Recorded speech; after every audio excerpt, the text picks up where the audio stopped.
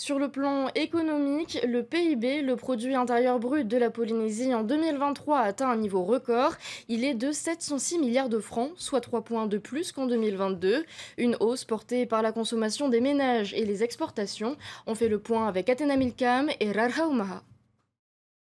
Le rebond de l'activité post-Covid est intervenu plus rapidement que dans les scénarios des analystes. En 2023, le PIB de la Polynésie a dépassé les 700 milliards de francs. Les moteurs de la croissance ont tourné à plein régime, notamment la consommation des ménages et l'investissement privé, ainsi que les exportations de biens et services.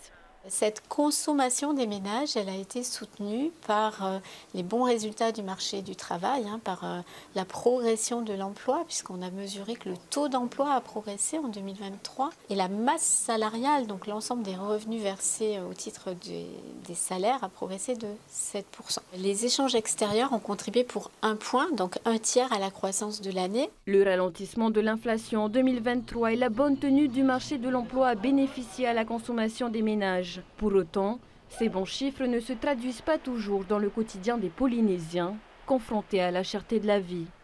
C'est plutôt la nourriture que je trouve que ça a tout augmenté. On est obligé de faire tous les magasins pour trouver où c'est moins cher. Je suis obligée d'être beaucoup plus attentive à mes dépenses parce que sinon je me retrouve facilement à avoir très peu de produits mais à avoir dépensé énormément. Et donc est-ce que ça satisfait mes besoins au quotidien? Pas forcément. En 2024, le niveau d'activité reste très élevé sur les premiers mois, mais certains signaux sont observés.